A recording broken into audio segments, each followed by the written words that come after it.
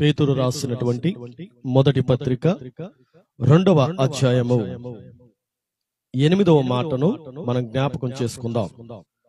కట్టువారు వాక్యమునకు అవిధేయులై తొట్రిల్లుచున్నారు. మరలా చదువుతూ ఉన్నానండి.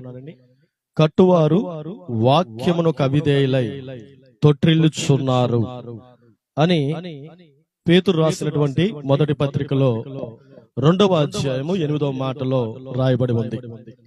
తొట్రిల్లుచున్నారు అనే మాటను మనం జ్ఞాపకం చేసుకోగలిగితే ఇది అన్యులకనో లోకములో జీవిస్తున్న వారికో లోకానుసారంగా బ్రతుకుతున్నటువంటి క్రైస్తవులతో దేవుడు మాట్లాడుట కాదు గాని, దేవుని రక్తము చేత కడగబడి దేవుని యొక్క ఏర్పాటులో ఉండి ఆయన బిడ్డలుగా స్వీకరించబడినటువంటి ప్రతి ఒక్కరికి తెలియపరుస్తున్న మాట, అనేక మంది క్రైస్తవులు తొట్రిల్లుచున్నారు అని దేవుని వాక్యం మాట్లాడుతూ ఉంది. కట్టబడిన వారు అంటే దేవునిలో ఉన్నవారు, దేవుని మందిరంలో వాడబడుతున్నవారు, దేవుని పరిచర్యలో వాడబడుతున్నవారు, అదే రీతిగా సంఘములో మూల స్తంభాల వలె ఉంటున్నటువంటి అనేక మంది కూడా తొట్రిల్లిపోతూ ఉన్నారని ఈ రీతిగా వాక్యం మాట్లాడుతూ ఉంది. చూడగలిగితే ప్రియ దేవుని బిడ్డలారా, పరిశుద్ధ గ్రంథములో తొట్రిల్లిపోతున్నటువంటి భక్తులు ఎవరైనా ఉన్నారా అని మనం జ్ఞాపకం చేసుకోగలిగితే మనందరికీ తెలిసినటువంటి వ్యక్తి సొలొమోను అనబడినటువంటి రాజు. ఈ రాజుని మనం జ్ఞాపకం చేసుకోగలిగితే దేవుని మందిరం విషయంలో, దేవుని యొక్క మందిరం విషయంలో కట్టబడుతూ అనేక రీతులుగా జ్ఞానము కలిగిన వ్యక్తిగా, అనేక రీతులుగా సంపన్నత కలిగిన వ్యక్తిగా, ఒక రాజుగా ఎన్నో పేరు ప్రఖ్యాతులు గాంచినటువంటి ఈ రాజు యొక్క మొట్టమొదటి జీవితం దేవునికి ఇష్టానుసారంగా ఉంది.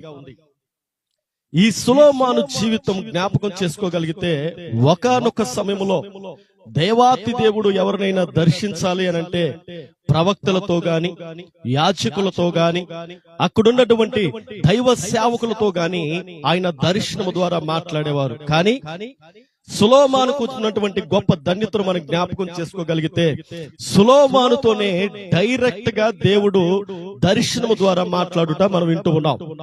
మరి ఇలాంటి గొప్ప రాజు, జ్ఞానము కలిగిన వ్యక్తి మనం జ్ఞాపకం చేసుకోగలిగితే ప్రియ దేవుని బిడ్డలారా, తన యొక్క చివరి దినములలో ఆయన ఎన్నో రీతులుగా తొట్రిల్లిపోతున్నాడని వాక్యం మాట్లాడుతూ ఉంది.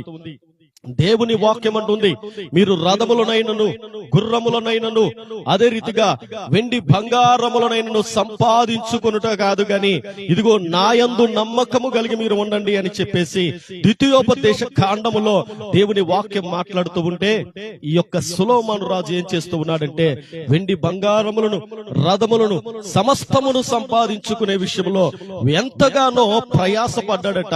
చూడగలిగితే తన యొక్క చివరి దినాలలో అనేక మంది భార్యలుగా అతను చేసుకున్నట్లుగా మనం చూస్తూ ఉన్నాం. మరి ఈ రోజు తన తొట్రిల్లిపోవడానికి గల కారణం ఏంటంటే ప్రియ దేవుని బిడ్డలారా, దేవుని మాటకు అవిధేయత చూపాడు. మొట్టమొదటి స్తుతి ఎంతో గొప్పగా ఉన్నప్పటికీ కూడా ఆ చివరి దినములు వచ్చేసరికి అతను తొట్రిల్లిపోతున్నట్లుగా మనం చూస్తూ ఉన్నాం. మరి ఈ రోజు ఓ క్రైస్తవుడా, దేవుడు నీతో మాట్లాడుతూ ఉన్నాడు. ఇదిగో కట్టబడినటువంటి సొలొమోను పడిపోయిన స్థితిలో, తొట్రిల్లిపోతున్న స్థితిలో ఉంటే మరి ఈ రోజు నీ యొక్క స్థితిగతులు ఎలా ఉన్నాయి, నీ జీవితం ఎలా ఉంది, నీ ఆత్మీయ జీవితం ఎలా ఉంది, నీ ప్రార్థనా జీవితం ఎలా ఉంది, నీ భక్తి జీవితం ఎలా ఉంది, నీ యొక్క దేవుని యొక్క పరిచర్య జీవితం ఎలా ఉందనేది ఒక్కసారి నువ్వు జ్ఞాపకం చేసుకోవాలి. ఎక్కడ నువ్వు తొట్రిల్లిపోతున్నావో దానిని సరి చేసుకొని దేవుని యొక్క రాకడకు నువ్వు సిద్ధపడగలిగితే దేవుడు అంటున్న మాట, ఇదిగో సొలొమోను కంటే కూడా ఒక గొప్ప ధన్యకరమైన జీవితాన్ని నీకు ఇవ్వబోతున్నానని దేవుని వాక్యం ఈ రీతిగా మాట్లాడుతూ ఉంది. హల్లెలూయా, హల్లెలూయా. దేవుని బిడ్డలారా, జ్ఞాపకం చేసుకుందాం. అదే రీతిగా జ్ఞాపకం చేసుకోగలిగితే సంసోను అనబడిన వ్యక్తి, దేవుని చేత ఏర్పాటు చేయబడిన వ్యక్తి, అనేక మంది ఇశ్రాయేలు ప్రజలను రక్షించడానికి, ప్రజలను కాపాడడానికి దేవుని చేత ఏర్పాటు చేయబడిన వ్యక్తి ఒక స్త్రీ విషయంలో, ఆ యొక్క స్త్రీ విషయంలో తొట్రిల్లిపోయినట్లుగా మనం చూస్తూ ఉన్నాం. రోజు మరి నీ జీవితం ఏ విషయంలో నువ్వు తొట్రిల్లిపోతున్నావు?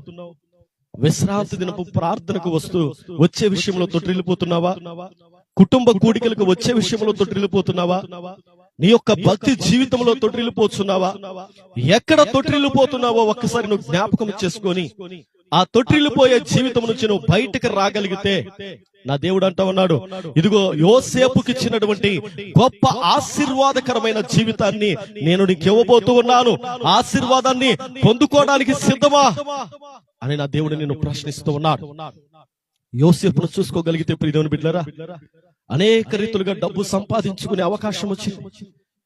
ఒక రాణి తర్వాత రాణి అంతటి స్త్రీ ఇదిగో నా దగ్గరకు రా, ఇదిగో నాతో శయనించు అన్నప్పుడు తన పరిశుద్ధత విషయంలో ఎంతగానో దేవుని మీద భయము కలిగి భక్తి కలిగి, దేవుడు ఒక దర్శనమును నాకు ఇచ్చి ఉన్నాడే, ఆ దర్శనమును నేను కాపాడుకోవాలంటే ఇదిగో ఈ స్త్రీ వ్యామోహంలో నేను పడకూడదు, నేను తొట్టిల్లిపోకూడదు. ఇదిగో అనేక రీతులుగా దేవుడు నాకు ఒక దర్శనం ఇచ్చి ఉన్నాడు కాబట్టి ఆ దర్శనాన్ని నేను కాపాడుకోవాలని ఆ రీతిగా బ్రతికి ఉన్నాడు కాబట్టి రాజు తర్వాత రాజంతటి గొప్ప ధన్యతను దేవుడు యోసేపుకి ఇచ్చి ఉన్నాడు. దేవుని బిడ్డలారా, ఈ రోజు నువ్వు సొలొమోను వలె తొట్టిల్లిపోయిన స్థితిలో ఉన్నావా? సంసోను వలె తొట్టిల్లిపోతున్నటువంటి స్థితిలో ఉన్నావా? లేదు అనంటే యోసేపు వలె నీ యొక్క భక్తి జీవితాన్ని ఈ లోకానుసారమైన మనుషులు నిన్ను తొట్టిల్లిప చేయాలని, సాతాను నిన్ను గలిబిలి చేయాలని, అంధకార శక్తులు నిన్ను లోబరుచుకోవాలని, సాతాను క్రియలు నిన్ను లోబరుచుకోవాలని అనేక రీతులుగా ప్రయత్నములు చేస్తూ ఉంటే వాటికి లోబడిపోయి తొట్టిల్లిపోయిన స్థితిలో దేవుని దగ్గర నుంచి వచ్చే ఆ బహుమానాలను, జీవ కిరీటమును, ఆశీర్వాదమును పోగొట్టుకునే స్థితిలో ఉన్నావా? ఒక్కసారి జ్ఞాపకం చేసుకో. ఈ వాక్యము నేను దర్శిస్తుందని నేను ఆశపడతా ఉన్నాను. ఈ వాక్యము నీతో మాట్లాడుతుందని నేను ఆశపడుతూ ఉన్నాను. ఒకవేళ ఇదిగో లోకానుసారముగా తొట్టిల్లిపోయిన స్థితిలో ఉంటే, ఓ క్రైస్తవుడా, ఈ రోజు దేవుడు నీతోనే మాట్లాడుతూ ఉన్నాడు. ఈ రోజు దేవుడు నిన్ను దర్శించడానికి సిద్ధంగా ఉన్నాడు. ఈ రోజు దేవుడు నీతో మాట్లాడి నీ జీవితంలో ఒక అద్భుతం, ఆశ్చర్యము కార్యము చేయాలని దేవుడు ఆశపడుతూ ఉన్నాడు.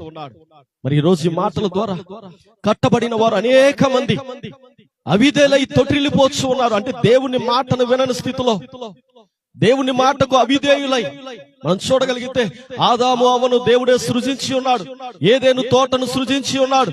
ఆ ఏదేను తోటలో ఇదిగో ఆదామును అవ్వను ఏర్పాటు చేసినప్పుడట సాతాను అవ్వను లోబరుచుకున్నట్లుగా, దేవుని మాటకు అవిధేయురాలైనట్లుగా, ఇదిగో తను మాత్రమే ఆ ఏదేను తోట నుంచి గెంటి వేయబట్టం కాదు గాని ఆదామును సైతము కూడా గెంటి వేసే స్థితిలో, ఆ రీతిగా తొట్టిల్లిపోయిన స్థితిలో ఆదామును అవ్వను మనం చూస్తున్నాం.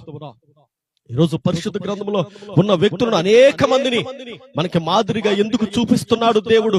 వాక్యం ఎందుకుతో మనతో మాట్లాడుతూ ఉందంటే ప్రియదేవుని బిడ్డలారా, ఒకవేళ ఆ స్థితిలో నువ్వు ఉంటే, అలాంటి మార్గంలో నీవు ఉంటే, అలాంటి జీవితాన్ని నువ్వు జీవిస్తూ ఉంటే, ఆ జీవితం నుంచి బయటకు వచ్చి యోసేపు వలె నీవు, నేను, మనందరము కూడా దేవుని యొక్క ఆశీర్వాదాలు పొందుకునే రీతిగా దేవుడు మనందరినీ కూడా సిద్ధపరచి బలపరచును గాక.